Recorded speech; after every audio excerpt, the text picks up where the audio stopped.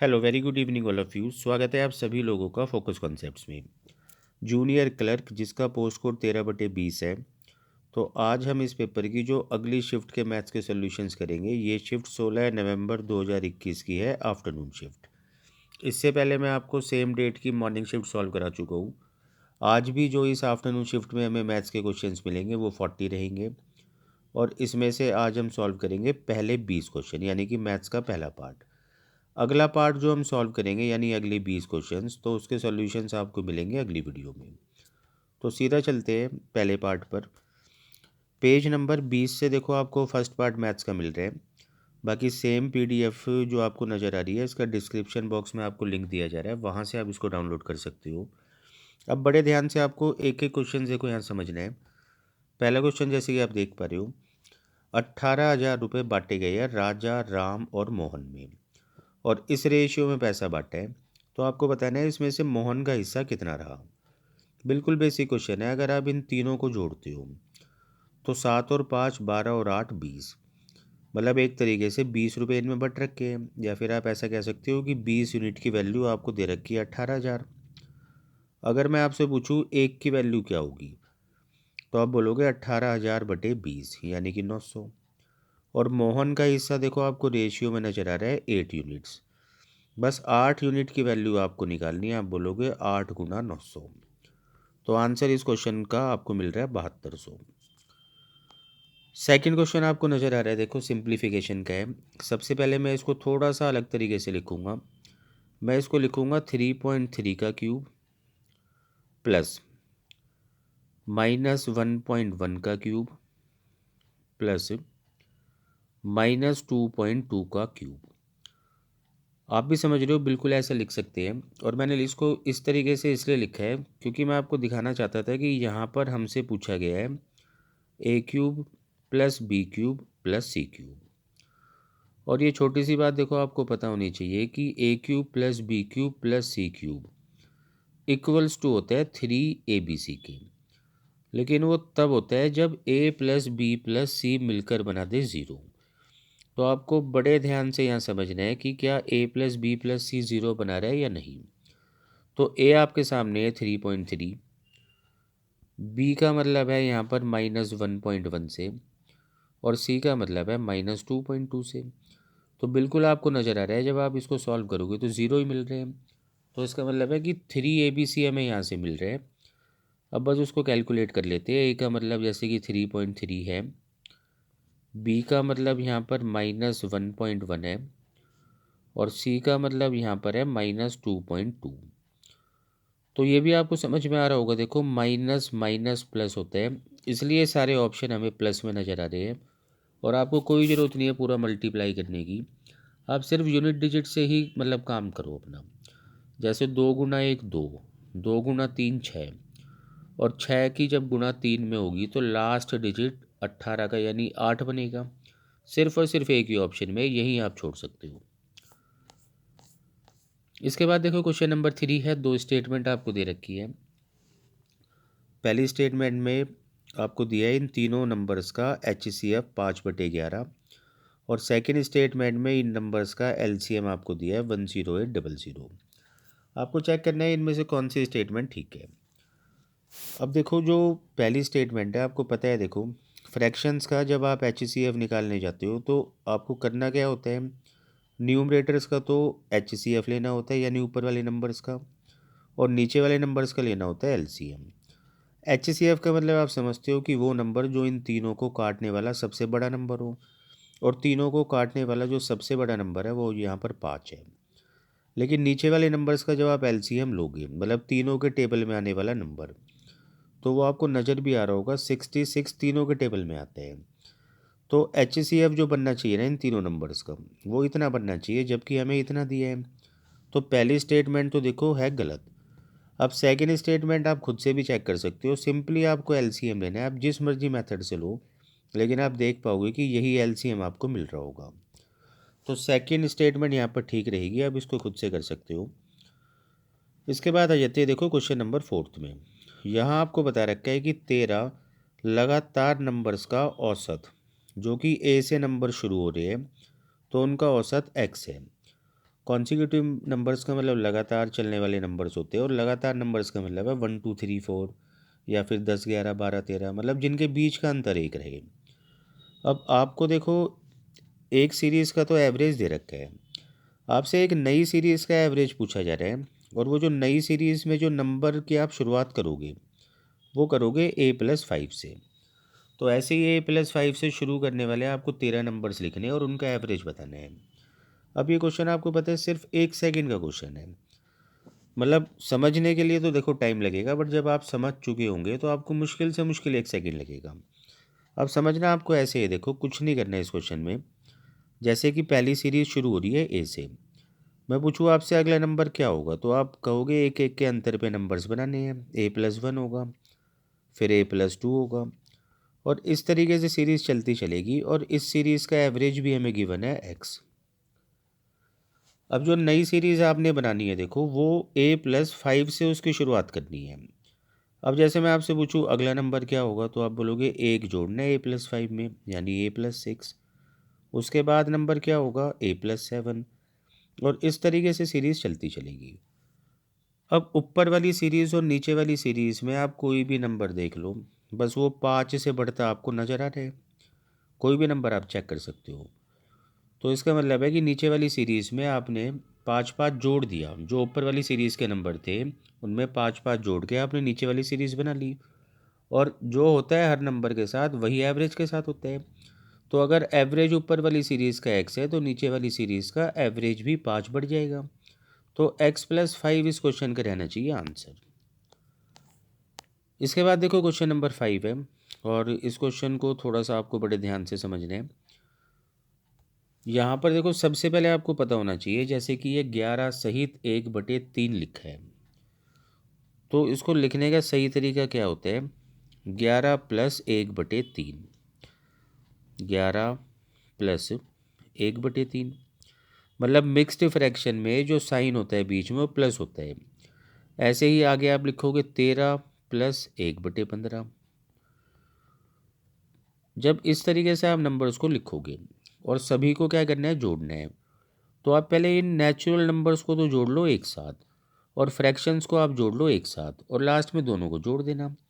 जैसे मतलब एक सीरीज़ तो आपको मिलेगी नेचुरल नंबर्स की, जैसे कि 11 + 13 + 15, और लास्ट नंबर आप देख पा रहे हो 25 है। और दूसरी सीरीज़ जो आपको मिल रही है वो है फ्रैक्शन वाली, यानी कि 1/3 + 1/5 + 1/35, और लास्ट नंबर जो इस सीरीज़ में है वो है 1/255। अब ये दोनों सीरीज़ आपने ज़रूर पढ़ी होगी। पहली वाली जो सीरीज़ है ये एपी है, अरिथमेटिक प्रोग्रेशन, जिसका सम निकालने के लिए आपको क्या करना होता है, एवरेज निकाल कर नंबर ऑफ़ टर्म्स में मल्टीप्लाई करना होता है। अब यहाँ देखो रफ वर्क के लिए मैं आपको समझा देता हूँ। अगर मैं पूछूँ आपसे इस सीरीज़ का एवरेज क्या होगा, तो ये भी आपको पता होगा कि भाई समांतर श्रेणियों में अरिथमेटिक प्रोग्रेशन एपी में एवरेज निकालने के लिए first term plus last term divided by 2 करना होता है। तो 25 और 11 36, और 36/2 यानी कि 18। आप बोलोगे कि एवरेज तो मिल गया इस सीरीज़ का 18। अब मल्टीप्लाई आप करोगे जितनी ये नंबर ऑफ़ टर्म्स है, तो 11 से लेके 25 तक अगर आप चाहो एक एक करके भी गिन सकते हो, रीजनिंग भी लगा सकते हो, वरना इसका जो एग्जैक्ट तरीका होता है वो होता है कि last term minus first term divided by common difference. आप देख पा रहे हो दो दो के अंतर पे नंबर्स, और लास्ट में करना होता है +1। तो 25 में से 11 गया, आप समझते हो 14, 14 को 2 से डिवाइड करोगे 7, और 7 और 1 यानी 8। तो ये सब रबर हटा देते हैं, और यहाँ से हमें जो सम मिल रहा है इस ऊपर वाली सीरीज़ का, तो वो मिल रहा है 18 × 8। आप लिख लो यहाँ पर 18 × 8, आप समझते हो 144 होता है। अब नीचे वाली सीरीज़ की बात करते हैं। देखो तो नीचे वाली सीरीज़ में क्या करना होगा कि आपको फैक्टर्स बनाने होंगे। जो डिनोमिनेटर है यहाँ आपको इस तरीके से फैक्टर्स बनाने हैं जिनके बीच का अंतर, मतलब दो दो फैक्टर्स का जो अंतर है वो सेम रहे, और पहला फैक्टर आप हमेशा छोटा लिखोगे दूसरे फैक्टर से। तो 3 को आप देखो 1 × 3 लिख सकते हो, और इधर थोड़ा सा आप ठीक कर लेना, ये जो 5 मैंने लिखा है तो ये असल में 15 है। अब उसी तरीके से जैसे मैं आपसे बोलूँ 15 के 2 फैक्टर्स बनाओ, तो आप बोलोगे 3 गुना 5, क्योंकि आपको अंतर भी बराबर रखना है, 2 2 का अंतर। यहाँ आप लिख सकते हो 5 गुना 7, और 255 को भी जब आप बना के देखोगे तो ये आप लिख पा रहे होंगे 15 गुना 17। तो ऐसे फैक्टर्स करने के बाद आपको एक छोटा सा रिजल्ट याद होना चाहिए, 1/, में डिफरेंस इन फैक्टर, मतलब 1/, में जो डिफरेंस फैक्टर्स के बीच है वो आपको लिखना है, और वो 2 है। इनटू में 1/, में सबसे पहला फैक्टर जो कि 1 है, माइनस 1/, में लास्ट फैक्टर, आप देख पा रहे हो 17 है। तो इसको जब आप सॉल्व करोगे ब्रैकेट को, तो आपको देखो 17 में से 1 गया, 16/17 मिल रहे हैं, और बाहर 1/2 भी है, तो 8/17 आपको यहाँ से मिल रहे हैं। अब ये सब हटा देते हैं, अगर कोई दिक्कत रही तो आप दोबारा से वीडियो देख लेना। 8/17 आपको यहाँ से मिल रहा है, नीचे वाली सीरीज़ का सम। और अब आप क्या करोगे, बस इन दोनों को जोड़ दोगे, मतलब 144 प्लस 8/17, और दोनों को जब आप जोड़ोगे मतलब 144 प्लस 8/17, तो एलसीएम लेके और जो भी कैलकुलेट आप करोगे तो आपको ऑप्शन में ही नज़र आ जाएगा कि 17 यहाँ पर है, और बाकी भी सॉल्व करके आपको आइडिया हो जाएगा कि ऊपर भी 2 4 5 6 बनेगा। तो उम्मीद है ये बात आपको समझ में आई होगी। चलते हैं इसके बाद अगले क्वेश्चन नंबर 6 पर। यहाँ आपको कहते हैं कि एक दुकानदार एक बोतल बेचता है 40% की हानि पर। अगर उसने ये बोतल 132 रुपये ज़्यादा में बेची होती तब उसको 30% की हानि होती, यानी पहले से कम हानि होती।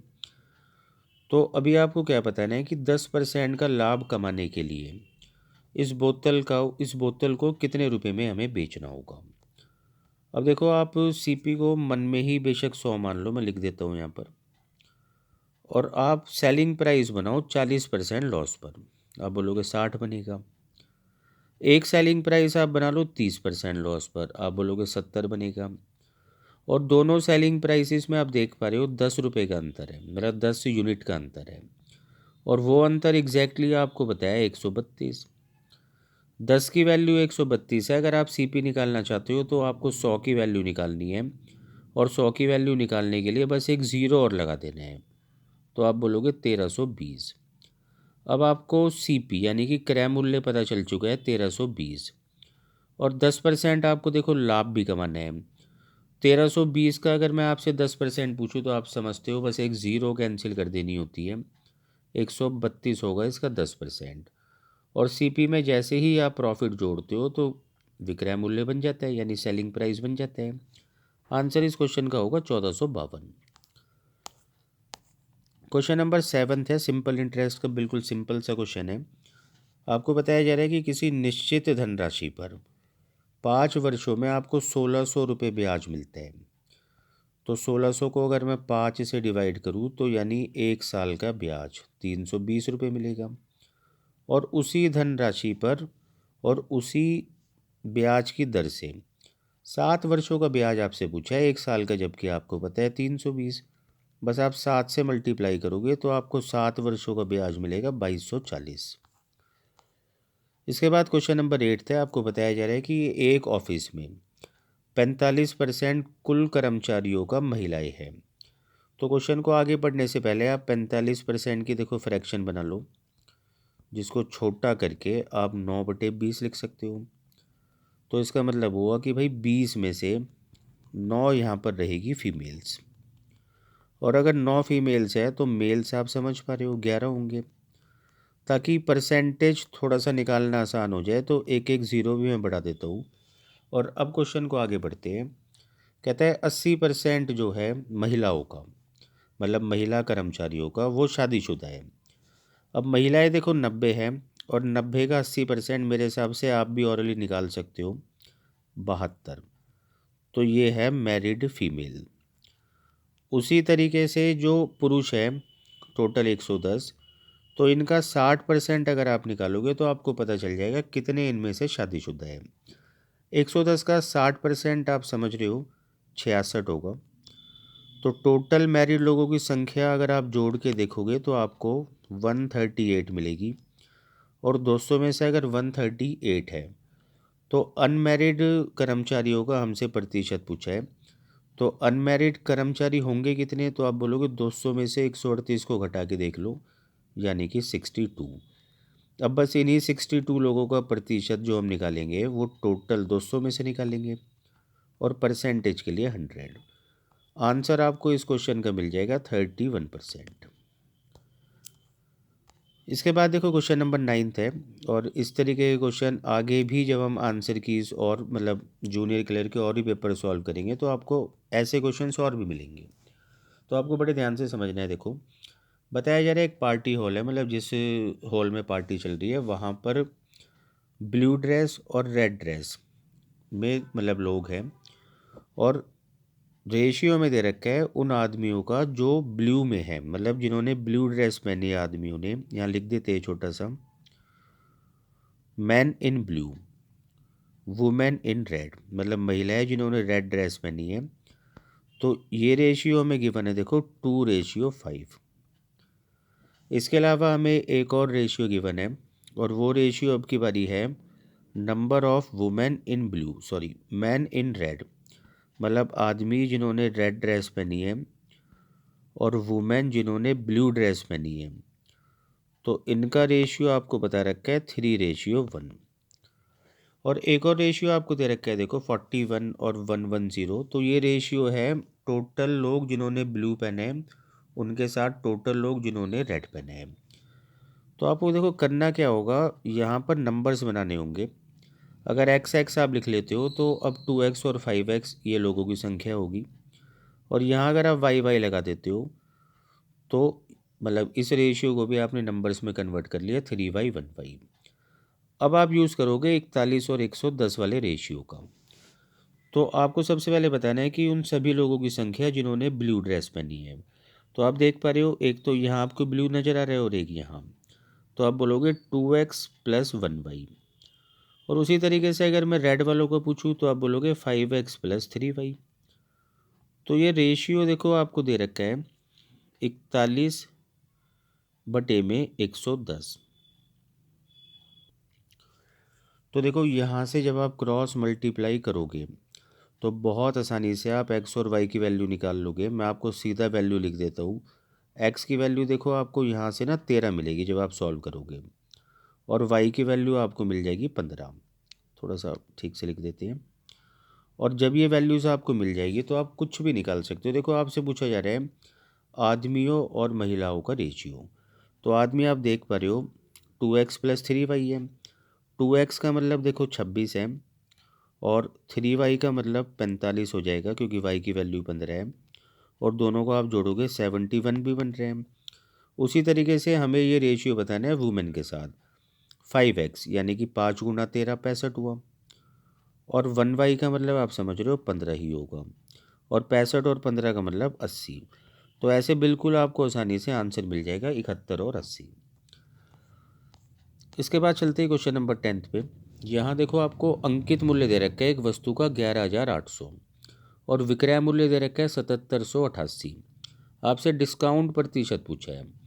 तो डिस्काउंट परसेंटेज निकालने के लिए आपको पता है कि डिस्काउंट अपॉन में मार्क प्राइस होता है, मतलब डिस्काउंट आपको अंकित मूल्य पर मिलता है, और परसेंट के लिए 100। और डिस्काउंट क्या होता है, इन दोनों का अंतर। तो 11,800 में से आपको 7,788 रुपये घटाने हैं। तो आपको देखो कितना मिलेगा, 10 में से 8 गया 2, 9 में से 8 गया 1, 7 में से 7 गया 0 और 4। 4,012 का यहाँ पर डिस्काउंट हमें जो मिला है वो अंकित मूल्य पर मिला है, और अंकित मूल्य है 11,1800, और परसेंट के लिए 100। तो जब आप इसको यहाँ से सॉल्व करोगे तो आपको आसानी से 34% आंसर मिल जाएगा। इसके बाद चलते हैं देखो क्वेश्चन नंबर 11 पे। यहाँ आपको बता रखा है कि एक आदमी एक कमीज़ बेचता है 960 रुपये में, और उसको 20% की हानि होती है। अब उसे क्या करना है, 35% का लाभ कमाना है। तो ये शर्ट उसको कितने रुपए में बेचनी चाहिए। अब देखो बहुत सारे तरीके हैं, आसान क्वेश्चन है। एक तरीका मैं आपको समझा देता हूँ। आप यहाँ पर सीपी को ना 100 रुपये मान लो और मन में ही। तो अगर मैं आपसे पूछूं कि भाई बताओ 20% हानि पर सेलिंग प्राइस क्या बना होगा, तो आप बोलोगे 80 रुपये। और 35% लाभ पर सेलिंग प्राइस क्या बना होगा, तो आप बोलोगे 135 रुपये। और इसी का अगर मैं आपसे रेशियो पूछूं तो आप बोलोगे 5 से ये नंबर 16 बारी कट रहे हैं और 5 से ये नंबर 27 बारी कट रहे हैं। तो एक तरीके से देखो, ये जो पहले वाला सेलिंग प्राइस है ना, इसकी वैल्यू आपको दे रखी है 960। मतलब 16 की वैल्यू 960 आपको दे रखी है। आप 960 को अगर 16 से डिवाइड करते हो तो यहाँ से आपको एक की वैल्यू मिल गई 60। और बस अब आपको 27 की वैल्यू निकालनी है, तो आप बोलोगे 27 गुना 60, मल्टीप्लाई करने पे आपको मिलेगा 1620। इसके बाद क्वेश्चन नंबर 12 भी बिल्कुल आसान है। आपको बता रखा है कि एक घड़ी का क्रय मूल्य 960 रुपये है और 25% की हानि पर हमने इसको बेचा है, तो लॉस कितने का हुआ। तो क्योंकि इस क्रय मूल्य 960 है और इसी का ही हम हानि या लाभ परसेंट निकालते हैं, हानि परसेंट यहाँ पर 25 है, सिंपली बस आपको 25% निकालना है। और 940 का 25% होता है 240, तो 240 रुपये का नुकसान हुआ है। इसके बाद देखो क्वेश्चन नंबर 13 है। यहाँ आपको बता रखा है कि एक बैग है जिसमें कि रेड, वाइट और ब्लू, ये 3 तरीके की बॉल्स है और उनका रेशियो 11, 9 और 2 है। अब यहाँ थोड़ा सा देखो, आपको आगे परसेंटेज वर्क भी करना है, तो आप एक एक ज़ीरो यहाँ बढ़ा दो ताकि परसेंटेज वर्क ईजी हो जाए। कहता है कि जो लाल बॉल है उनको 20% से बढ़ा दिया जाता है।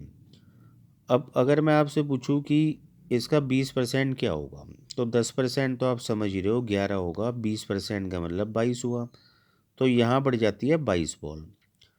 वाइट बॉल जो है वो भी 20% से बढ़ जाती है। 90 का अगर मैं आपसे पूछूं 20%, आप बोलोगे 10% 9 होगा, तो 20% 18 हो गया। यहाँ पर 18 बॉल बढ़ गई। अब कहते हैं कि ये जो ब्लू बॉल है इसको कितने प्रतिशत से बढ़ाना या घटाना होगा ताकि टोटल जो इंक्रीमेंट है वो 10% का रहे। तो टोटल इंक्रीमेंट होगा टोटल बॉल्स पर, और टोटल बॉल्स का मतलब है इन तीनों को जोड़कर 220 बन रहे हैं। और 220 का 10% भी आप समझ रहे हो, यानी कि टोटल ये 22 से बढ़ना चाहिए। अब तीनों मिलाकर 22 से बढ़ने चाहिए, जबकि 22 तो आप देख रहे हो केवल यहीं बढ़ गया। तो इसके अलावा जितना सेकंड बॉल में बढ़ा है ना, उतना ही आप बोलोगे कि यहाँ घटा देते हैं। तो हमें कहना होगा कि 18 बॉल हमें घटानी होगी ब्लू पर, और ब्लू बॉल 20 है, तो 20 पर आप ये घटाओगे परसेंट के लिए 100। जब इसको आप सॉल्व करोगे तो 18 गुना 5, यानी कि 90% की आपको कमी करनी होगी ब्लू बॉल्स में। इसके बाद क्वेश्चन नंबर 14 है। आपको यहाँ बताया जा रहा है कि एक आदमी की तनख्वाह को पहले तो 35% से बढ़ा दिया और फिर उसके बाद 20% से उसको घटा दिया, तो नेट चेंज यानी कि कुल मिलाकर उसके वेतन में कितने प्रतिशत का बदलाव आया। अब ये दो सक्सेसिव चेंजेस हैं यहाँ पर, जिनको नेट चेंज में बनाने के लिए आपने भी पढ़ा होगा कि आप इस फॉर्मूले का यूज़ कर सकते हो, जहाँ पर एक्स और वाई का मतलब परसेंटेज चेंज से है। बस जहाँ पर ये परसेंटेज कम होगा वो आपको माइनस के साथ लेना है। जैसे पहले देखो 35 से बढ़ाया है तो एक्स का मतलब आप 35 लिख दो, लेकिन दूसरी बारी 20 से घटाया है तो आप वाई की जगह लिखोगे -20। और x गुना वाई जब आप करोगे 35 गुना -20, तो आपको माइनस का 700 मिलेगा। बस इतना ही आपको कैलकुलेट करना है। 35 में से 20 गया, आप समझ रहे हो 15, और 15 में से आगे 7 गया तो 8, और ये 8% क्योंकि प्लस का आ रहा है तो उसका मतलब है 8% से नेट उसकी सैलरी बढ़ेगी। इसके बाद क्वेश्चन नंबर 15 है। यहाँ आपको बता रखा है कि ए और बी दो पार्टनर्स हैं। तो ए ने तो लगाया है देखो 16,000 रुपये 2 वर्षों के लिए, जबकि बी ने जो ज्वाइन किया था वो 32,000 से तो किया था, लेकिन एक एक कुछ महीनों बाद। तो पहले तो देखो इन दोनों का कैपिटल आपको चेक करना है कि जो उन्होंने पैसा लगाया है, जो पूंजी है वो किस रेशियो में है। और 16,000 और 32,000 आप समझ रहे हो 1:2 होता है। कैपिटल के अलावा हमें टाइम भी देखना होता है, तो ए ने 2 साल के लिए पैसा लगाया है, तो 2 साल में 24 महीने होते हैं। और बी कुछ महीने बाद ए के आया था, तो मैं मान लेता हूँ कि कुछ महीने बाद एक्स महीने और बचे, तो एक्स महीने के लिए बी ने निवेश किया है। इन दोनों को मल्टीप्लाई करके, जैसे कि पहले ही मैंने आपको समझा रखा है, तो प्रॉफिट का रेशियो कैपिटल इनटू टाइम से बनता है, और वो हमें दे रखा है कि 2 वर्षों के अंत में ए और बी को जो प्रॉफिट मिलता है वो 3:2 में मिलता है। अब आपसे पूछा जा रहा है कि for how many months was be with A in the partnership. तो बी ए के साथ कितने महीनों के लिए इस पार्टनरशिप वाले बिजनेस में रहा, यानी कि एक्स की वैल्यू आपको निकालनी है। तो आप इसको ऐसे सॉल्व कर सकते हो, देखो जैसे ए का कैपिटल इनटू टाइम इतना बन रहा है, इसी के नीचे आप बी का कैपिटल इनटू टाइम लिख दो, और इक्वल्स टू में इनके प्रॉफिट का रेशियो जो कि 3 और 2 है। तो 2 से देखो 2 कटा, और 3 से 8 कटा, तो क्रॉस मल्टीप्लाई करते हुए एक्स की वैल्यू आपको बहुत आसानी से मिल रही है 8। तो 8 महीने तक बी ए के साथ रहा है इस बिजनेस में। क्वेश्चन नंबर 6 है, इसके बाद देखो बताया जा रहा है कि अगर सेलिंग प्राइस का 5 गुना बराबर है कॉस्ट प्राइस के, यानी कि क्रय मूल्य के 6 गुना के, तो आपको बताना है कि लाभ प्रतिशत कितना होगा। आप कर क्या सकते हो, यहाँ से एस पी और सी पी का एक रेशियो बना सकते हो। आप समझते हो वैल्यूज पलट जाती है, तो आप बोलोगे 6 और 5। तो अगर कोई सामान हमने 5 में ख़रीदा है तो इसका मतलब 6 में बेचा है, तो आप बोलोगे 1 का प्रॉफिट हो रहा है। और प्रॉफिट परसेंट निकालने के लिए नीचे आप रखते हो सी पी, तो 5 आप नीचे रखोगे, तो आप बोलोगे 20% का यहाँ पर होगा लाभ। इसके बाद क्वेश्चन नंबर 17 था, देखो यहाँ आपको बता रखा है कि एक क्लास में 85% लड़के हैं और 105 लड़कियाँ हैं। अब देखो कोई भी डाटा अपने आप में 100% होता है। अगर जो 100% में से 85% लड़के हैं, तो इसका मतलब गर्ल्स बची 15%। तो 15% की वैल्यू हमें दे रखी है 105, और हमसे पूछा जा रहा है नंबर ऑफ बॉयज़। लड़के जैसे कि आपको पता है 85% है, तो 85% की वैल्यू आपको निकालनी है। तो 105/15 से 1% मिलेगा, और 85 से मल्टीप्लाई करोगे तो 85%। बाकी जब आप इसको सॉल्व करोगे 7 गुना 85, बहुत आसानी से आपको मिलेगा 595। इसके बाद क्वेश्चन नंबर 8 था, देखो आपसे पूछा जा रहा है कि 4 अंकों का सबसे छोटा नंबर बताना है, सबसे छोटी संख्या बतानी है जो 10 और 40 दोनों से पूर्ण विभाजित हो। तो ऐसे में सबसे पहले क्या करना होगा, 10 और 40 का आप एलसीएम लोगे जो कि 40 ही होगा। अब 40 से पूर्ण विभाजित होने वाली 4 अंकों की सबसे छोटी संख्या आपको बतानी है। 4 अंकों की वैसे तो सबसे छोटी संख्या 1000 होती है, और सबसे अच्छी बात यह है कि 1000 को जब आप 40 से डिवाइड करके देखोगे, तो खैर बिना डिवाइड करे ही आपको पता चल रहा होगा ये पूरा पूरा 40 से कटेगा, तो इसीलिए आंसर इसका 1000 है। इसके बाद क्वेश्चन नंबर 19 था, देखो ये सिंप्लीफिकेशन का है, बहुत आसानी से कर सकते हो। मतलब ऑफ की जगह मल्टीप्लाई लगाना होता है, बाकी डिवाइड को अगर आप मल्टीप्लाई लिखना चाहते हो तो आप पलट के लिख दोगे। तो जब आप इसको सॉल्व करोगे तो बिल्कुल आसानी से आपको आंसर मिल जाएगा, ये आप खुद से कर लेना। इसके बाद देखो क्वेश्चन नंबर 20 है, मतलब इस फर्स्ट पार्ट का लास्ट क्वेश्चन। आपको बताया जा रहा है कि एक मर्चेंट क्या करता है कि 30% से बढ़ाकर अंकित मूल्य से, मतलब क्रय मूल्य से 30% बढ़ाकर अंकित मूल्य तैयार करता है, और फिर वो 10% की छूट देकर वस्तु को बेचता है। उसका लाभ अथवा हानि प्रतिशत बताना है। तो आप देखो सीपी को मानने में 100 रुपये मान लो, और क्योंकि इससे 30% उसने बढ़ाकर चिट लगाई है, अंकित मूल्य बनाया है, तो आप बोलोगे 130 लिखा होगा। और डिस्काउंट जैसे कि आपको पता है हमेशा अंकित मूल्य पर ही दिया जाता है, तो 10% का मतलब 130 के 10% से मतलब 13 का होगा। 13 का डिस्काउंट देने के बाद ये सामान उसने 117 में बेचा होगा। तो 100 वाला सामान कुल मिला के 117 में गया, तो आप बोलोगे 17 का लाभ हुआ 100 पर, और 100 का मतलब ही परसेंटेज होता है, तो 17% का उसको लाभ होगा। तो यहाँ देखो ये पेपर ख़त्म हुआ, बाकी जल्द मिलते हैं इसके अगले पार्ट के साथ। तब तक आप इसको कम्प्लीटली सॉल्व करो। Thank you.